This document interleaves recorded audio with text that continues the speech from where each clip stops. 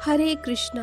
भगवान शिव की कृपा आप सब पर सदा बनी रहे। प्रिय भक्तों, क्या आपने कभी सोचा है कि आखिर किन घरों में देवी लक्ष्मी कभी प्रवेश नहीं करती? क्यों कुछ घरों में धन की कोई कमी नहीं होती, पर शांति का नामो निशान नहीं होता? मंदिर तो सजते हैं, पर मन बेचैन रहता है। लोग दिन रात मेहनत करते हैं, फिर भी लक्ष्मी का आशीर्वाद उनके द्वार से लौट जाता है। कहते हैं, जहाँ माँ लक्ष्मी की कृपा होती है, वहाँ अंधकार भी ज्योति से भर जाता है। पर कुछ ऐसे भी घर होते हैं जिन पर माँ लक्ष्मी की नज़र भी नहीं पड़ती। कौन सी अदृश्य गलतियाँ, छोटे-छोटे कर्म और आदतें हैं जो माँ लक्ष्मी को रुष्ट कर देती हैं? क्यों कुछ घरों के दीपक बुझ जाते हैं जबकि दूसरे घरों के आंगन हमेशा प्रकाश से भरे रहते हैं? आज हम उस गूढ़ रहस्य का द्वार खोलने जा रहे हैं जिसे स्वयं भगवान शिव ने माता पार्वती के समक्ष प्रकट किया था। कौन से घर में देवी लक्ष्मी के लिए अशुभ होता है और किस कारण से वे उन घरों से सदा के लिए दूर चली जाती हैं। इस कथा को अंत तक जरूर सुने। एक बार की बात है, कैलाश पर्वत पर सुनहरे प्रभात का समय था। महादेव ध्यान मग्न होकर समाधि में लीन थे। तभी माता पार्वती उनके समीप आई। उनके मुख पर जिज्ञासा और करुणा का संगम था। उन्होंने हाथ जोड़कर धीमे स्वर में कहा कि प्रभु, एक बात मेरे मन में बार बार उठती है। आपने कहा था कि माँ लक्ष्मी सबको सुख और समृद्धि देती, फिर भी मैंने देखा है कि कुछ घर ऐसे होते हैं जहाँ धन तो आता है पर बरकत नहीं टिकती। कुछ घरों में पूजा, भक्ति और दिखावे तो बहुत हैं, पर वहाँ झगड़े, अशांति और दरिद्रता का डेरा रहता है। आखिर ऐसा क्यों होता है? क्या माँ लक्ष्मी सबके प्रति समान नहीं है? क्या वे कुछ विशेष घरों में ही निवास करती हैं? भगवान शिव ने अपनी नेत्र मुद्रा खोली और उनके शांत नीलकंठ समान गंभीर स्वर में एक गहरी दिव्यता थी। उन्होंने मुस्कुराते हुए कहा कि देवी, तुम्हारा प्रश्न बहुत ही गूढ़ है। संसार में हर घर में माँ लक्ष्मी के स्वागत का अधिकारी नहीं होता। कुछ घर ऐसे होते हैं जहाँ मनुष्य अपने कर्मों से ही लक्ष्मी को बाहर का रास्ता दिखा देता है। वह स्वयं सोचता है कि वह माँ लक्ष्मी का पूजन कर रहा है, पर वास्तव में वह अपने आचरण से उन्हें अपमानित कर रहा है। देवी पार्वती ने विस्मय से पूछा कि प्रभु, क्या मनुष्य अनजाने में भी माँ लक्ष्मी को रुष्ट कर सकता है? तब भगवान शिव ने कहा कि पार्वती, यह सत्य है। मनुष्य के कुछ छोटे छोटे कर्म जो उसे तुच्छ प्रतीत होते हैं, वही उसकी दरिद्रता का कारण बन जाते हैं। माँ लक्ष्मी केवल धन की देवी नहीं, वे पवित्रता, संयम और सद्भाव के प्रतीक हैं। जहाँ इन तीनों का अभाव होता है, वहाँ वे टिक नहीं सकती। आज मैं तुम्हें एक ऐसी कथा सुनाता हूँ जो यह रहस्य उजागर करेगी कि किन घरों में देवी लक्ष्मी कभी प्रवेश नहीं करती और किन घरों में वे सदा के लिए रूठ कर चली जाती हैं। माता पार्वती ने श्रद्धा से सिर झुकाया। प्रभु, मैं यह कथा अवश्य सुनना चाहती हूँ। कृपया मुझे बताइए कि मनुष्य की कौन सी भूलें माँ लक्ष्मी को उससे दूर कर देती हैं। शिव जी ने सौम्य दृष्टि से उनकी ओर देखा और बोले, सुनो, यह कथा बहुत पुरानी है। जब धरती पर एक साधारण सा गांव हुआ करता था और वहां रहने वाले लोगों के कर्म ही तय करते थे कि उनके घरों में देवी लक्ष्मी रहेंगी या नहीं। वहीं एक परिवार था, सेठ हरिदास और उसकी पत्नी सावित्री। सेठ हरिदास कोई बहुत बड़ा व्यापारी नहीं था, पर मेहनती, ईमानदार और सच्चे कर्म वाला व्यक्ति था। उसका मानना था कि धन जितना ईमान से कमाया जाए उतना ही आनंद देता है। उसकी पत्नी सावित्री अत्यंत धार्मिक और संस्कारी स्त्री थी। उसके दिन की शुरुआत सूरज उगने से पहले होती थी। वह पहले आंगन बुहारती, तुलसी पर जल छिड़कती, दीपक जलाती और फिर परिवार के लिए भोजन तैयार करती। उसके घर में भक्ति और स्वच्छता की ऐसी लय थी कि गांव वाले कहते कि सावित्री के घर में तो माता लक्ष्मी स्वयं निवास करती हैं। वह अपने घर को हमेशा सजा के रखती थी। मिट्टी का फर्श, तुलसी के चौर पर हर शाम दीपक और चूल्हे के पास रखा गोबर का लेप, यही उसकी समृद्धि का प्रतीक था। हरिदास जब शाम को थक कर घर लौटता तो सावित्री मुस्कुराकर कहती कि धन तो हाथ में नहीं, पर मन की पवित्रता में बसता है। अगर घर स्वच्छ, मन शांत और कर्म सच्चे हो तो माँ लक्ष्मी कभी दूर नहीं जाती। समय बीतता गया, हरिदास का काम बढ़ा, व्यापार बढ़ा और उनका एक इकलौता पुत्र नरेश, जो कि अब जवान हो चुका था, उसने व्यापार में हाथ बटाना शुरू किया। घर में हंसी और संतुलन था, लेकिन देवी, यही तो संसार का नियम है। जहाँ सुख स्थिर हो जाए वहाँ परीक्षा अवश्य आती है। एक दिन सावित्री ने हरिदास से कहा कि अब नरेश की शादी कर दो, घर में एक बहू आएगी तो मुझे भी सहारा मिलेगा। हरिदास ने सिर हिलाया।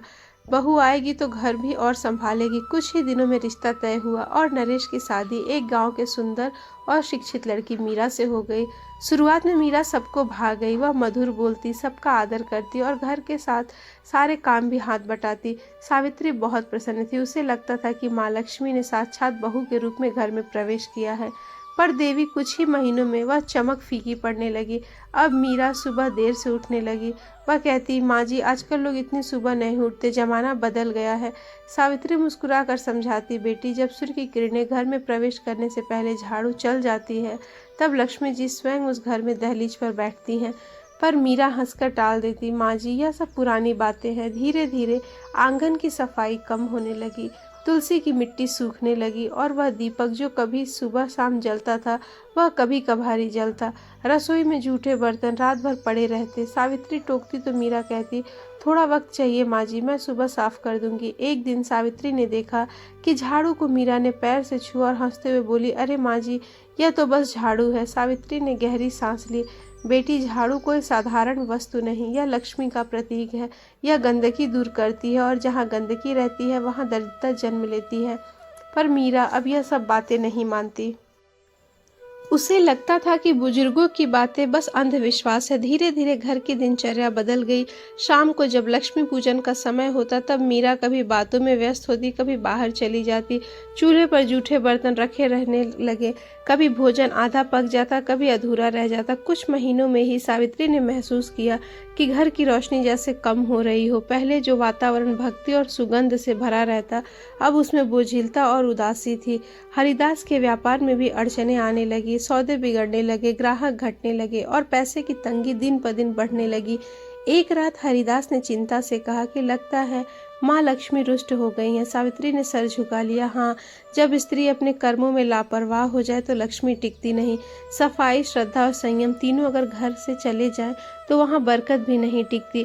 देवी पार्वती ने ध्यान से सुना और बोली कि प्रभु, क्या केवल स्त्री की गलती से ही लक्ष्मी रुष्ट होती हैं? तब शिवजी मुस्कुराए, देवी यह किसी का दोष नहीं है, पर वह स्त्री केंद्र है जिसके घर में कर्मों से ऊर्जा प्रवाहित होती है। यदि वह अपने कर्तव्यों को हल्के में ले ले तो वह अनजाने में भी लक्ष्मी का द्वार बंद कर देती है। भगवान शिव ने माता पार्वती की ओर देखा और बोले, अब सुनो उस घर में क्या हुआ जब मीरा ने सब रीति और मर्यादाएं छोड़ दी। देवी, जब मनुष्य अपनी दिनचर्या से श्रद्धा और सुचिता को हटा देता है तो समझ लेना चाहिए कि माँ लक्ष्मी ने अपना आसान समेटना शुरू कर दिया है। और वही हुआ उस घर में भी। धीरे धीरे सावित्री का वह स्वच्छ और सुव्यवस्थित घर अब लापरवाही की परतों में ढकने लगा। पहले जहाँ पर सुबह सूर्योदय से पहले झाड़ू लगती थी, अब दोपहर तक घर धूल से ढका रहता। तुलसी चौरे की मिट्टी सूख गई थी और दिया जो कभी भक्ति से जलता था अब हफ्तों तक बुझा पड़ा रहता। सावित्री सुबह पूजा की थाली लेकर बैठती तो मीरा आंखें मलती हुई कहती, माँ जी आप शुरू कर दीजिए, मैं थोड़ा देर से आती हूँ। पर वह थोड़ी देर कभी नहीं आती। धीरे धीरे यह थोड़ी देर एक आदत बन गई। पूजा का समय बीतने लगा और घर की रसोई जो कभी माँ अन्नपूर्णा का स्थान मानी जाती थी वहाँ जूठे बर्तनों का ढेर पड़ा रहता। सावित्री कभी धीरे से समझाती, बेटी रसोई माँ अन्नपूर्णा का घर है, रात की गंदगी सुबह का सुख खा जाती है। लेकिन मीरा हर बार कह देती, अरे माँ जी आजकल इतना साफ सफाई कौन करता है, कल सुबह कर दूंगी। देवी पार्वती ने आश्चर्य से पूछा कि प्रभु, क्या इतनी सी बातों से ही लक्ष्मी रुष्ट हो जाती हैं? तब भगवान शिव ने गंभीर स्वर में कहा कि देवी यह छोटी बातें नहीं हैं, इन्हीं छोटी आदतों से घर की ऊर्जा बनती, वहाँ नकारात्मकता जन्म लेती है और जहाँ नकारात्मकता आ जाए वहाँ लक्ष्मी घर से बाहर चली जाती हैं। एक दिन शाम का समय था, संध्या की बेला थी, सूर्य अस्त हो रहा था। उसी समय मीरा झाड़ू लेकर आंगन बुहारने लगी। सावित्री ने तुरंत पुकारा कि बेटी शाम को झाड़ू मत लगा, यह समय लक्ष्मी जी के प्रवेश का होता है। तब मीरा हंसकर बोली, माँ जी आप भी ना, सफाई का क्या समय होता है, जब मन करे तब करनी चाहिए। सावित्री ने दुखी होकर कहा, बेटी यह वही समय है जब माँ लक्ष्मी घर में प्रवेश करती हैं। अगर इसी समय तू धूल निकाल देगी तो बरकत भी चली जाएगी। पर मीरा ने बात अनसुनी कर दी और सफाई करती रही। उस दिन से अजीब बातें होने लगी। अगले दिन हरिदास का पुराना ग्राहक सौदा रद्द करके चला गया। तीसरे दिन दुकान का हिसाब किताब बिगड़ गया और उनको भारी नुकसान झेलना पड़ा। गोदाम में अनाज में कीड़े लग गए। सावित्री समझ गई कि यह सब संकेत है, लेकिन मीरा अभी भी यही संयोग मानती रही। धीरे धीरे वह वातावरण जो कभी हंसी और प्रेम से गूंजता था अब सन्नाटे में बदल गया। शाम को दीपक की लौ की जगह टिमटिमाती अंधेरी दीवारें थी। तुलसी चौरे पर मिट्टी की परत जम गई थी और पूजा के स्थान पर धूल बैठ गई थी। एक रात सावित्री नींद में करवट बदल रही थी, तभी उन्होंने देखा कि दरवाजे के पास एक सुनहरी आभा उभरी और उसी में माँ लक्ष्मी का कोमल रूप दिखाई दिया। पर वह आभा धीरे धीरे फीकी पड़ती गई, मानो कोई देवी वहां रुकनी चाहती थी पर कोई शक्ति उन्हें रोक रही थी। सावित्री हड़बड़ाकर उठी और मन ही मन बोली, माँ रुक जाओ, इस घर को मत छोड़कर जाओ। पर दिव्य आभा दरवाजे से बाहर निकल गई। सावित्री के चेहरे पर आंसू थे। उन्हें लगा कि माँ लक्ष्मी ने सचमुच उनका घर छोड़ दिया। अगले ही दिन से दरिद्रता का साया फैलने लगा। हरिदास का व्यापार लगातार गिरने लगा। पहले जहां रोज 10 ग्राहक आते थे वह एक भी नहीं। काम में मन नहीं लगता था। घर में धीरे धीरे तनाव बढ़ने लगा। मीरा और नरेश के बीच भी बहस और झगड़े होने लगे। सावित्री बार बार कहती, बेटी जब लक्ष्मी चली जाती है तो सिर्फ धन नहीं जाता, घर की शांति भी जाती है। पर मीरा हंसकर कहती, माँ जी आप बस हर चीज को देवी से जोड़ देती हैं। भगवान शिव ने यहाँ रुककर माता पार्वती की ओर देखा और कहा, देवी यह वही भूल है जो आज भी मनुष्य करता है। वह सोचता है कि सुख और दरिद्र केवल पैसों से जुड़ी है, परंतु लक्ष्मी केवल धन की देवी नहीं, वे मर्यादा, सुचिता और श्रद्धा की देवी हैं। जब घर में यह तीनों निकल जाए तो लक्ष्मी भी बिना बताए चली जाती है। देवी पार्वती ने गंभीरता से कहा कि प्रभु तब क्या कभी लक्ष्मी वापस लौटती है? तब भगवान शिव ने कहा, हाँ देवी, जब घर की स्त्री अपने दोषों को पहचान कर पश्चाताप करती है और मन, वचन और कर्म से शुद्धि लाती है तब लक्ष्मी लौट आती है। परंतु यह राह आसान नहीं है। अब सुनो, उस घर की बहू मीरा ने कैसे यह सत्य जाना और कैसे अपने प्रायश्चित से लक्ष्मी को पुनः वापस बुलाया। भगवान शिव बोले, देवी जब मनुष्य अपने भूलों को स्वीकार कर लेता है तभी उसके भीतर परिवर्तन की शक्ति जागती है। यही हुआ मीरा के साथ। एक रात सब सो चुके थे। सावित्री बरामदे में बैठी थी और उनकी आंखों में थकान और दुख का सागर था। मीरा अपने कमरे में पड़ी थी पर नींद उसे छू तक नहीं रही थी। मन में बेचैनी थी, जैसे कोई अदृश्य शक्ति उसे झकझोर रही हो। अचानक उसके कानों में सावित्री की कही हुई बातें गूंजने लगी कि बेटी देर तक सोने से बरकत सो जाती है, शाम को झाड़ू लगाने से लक्ष्मी बाहर चली जाती है और जब रसोई में झूठे बर्तन रह जाते हैं तो माँ अन्नपूर्णा रुष्ट हो जाती हैं। मीरा ने करवट ली लेकिन दिल भारी था।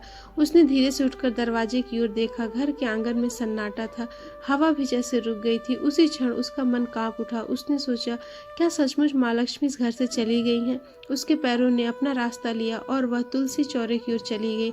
चौरे की मिट्टी सूखी थी, दीपक बुझा पड़ा था। उसने कांपते हाथों से दिया उठाया, मिट्टी का दीपक भरा, पर पहली बार पूरी श्रद्धा से बोली कि हे माँ लक्ष्मी, अगर मेरी भूलों से आप रुष्ट हुई हूँ तो मुझे क्षमा कर दीजिए, मैं अब सही ठीक करूँगी। उसी क्षण हल्की सी हवा चली और दीपक की लौ चमक उठी। एक अद्भुत प्रकाश पूरे आंगन में फैल गया। मीरा की आंखें चौंधी आ गई। उस प्रकाश में एक कोमल स्वर्णिम रूप प्रकट हुआ। देवी लक्ष्मी स्वयं प्रकट हुई। वह मुस्कुराते हुए बोली, बेटी तेरा पश्चाताप सच्चा है, इसलिए मैं तेरे सामने प्रकट हूँ। पर याद रख, जो भूल तूने की वही भूल आज मनुष्य असंख्य रूप में कर रहा है। और फिर कहते हैं कि माँ लक्ष्मी की कृपा नहीं होती। अब मैं तुझे बताऊंगी कि 10 कारण जिनके कारण मैं घर से नहीं रहती और वह घर छोड़कर सदा के लिए चली जाती हूँ। पहली भूल, जब कोई स्त्री झाड़ू को पैर से लगाती है या उसे तिरस्कार से देखती है तो वह मेरा अपमान करती है। झाड़ू स्वच्छता का प्रतीक है और जहाँ स्वच्छता का सम्मान नहीं वहाँ मैं कभी नहीं रुकती।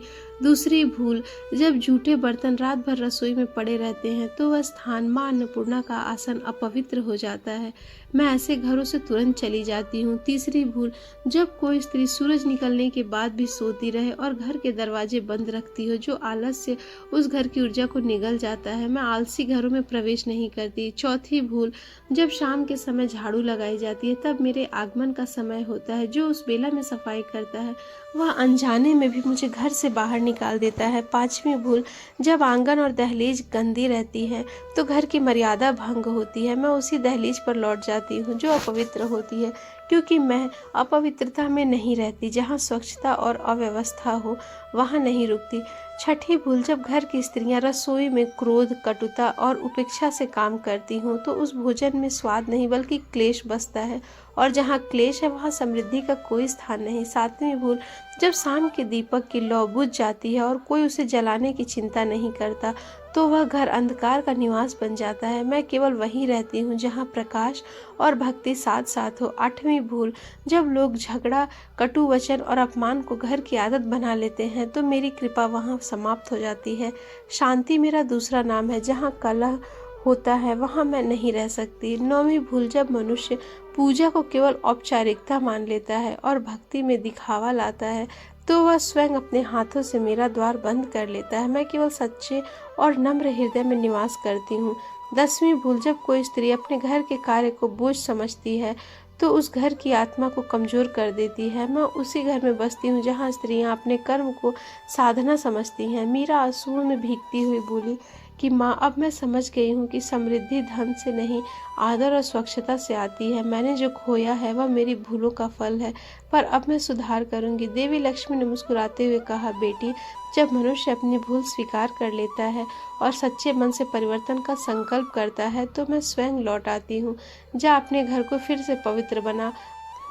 अगले दिन मीरा उठी पर उसकी दिनचर्या में बहुत बदलाव था। सुबह सूरज से पहले उठी, आंगन बुहारा, तुलसी पर जल चढ़ाया, दीपक जलाया और रसोई को साफ सुथरा किया। सावित्री ने वर्षों बाद अपने घर में वही पुरानी सुगंध महसूस की।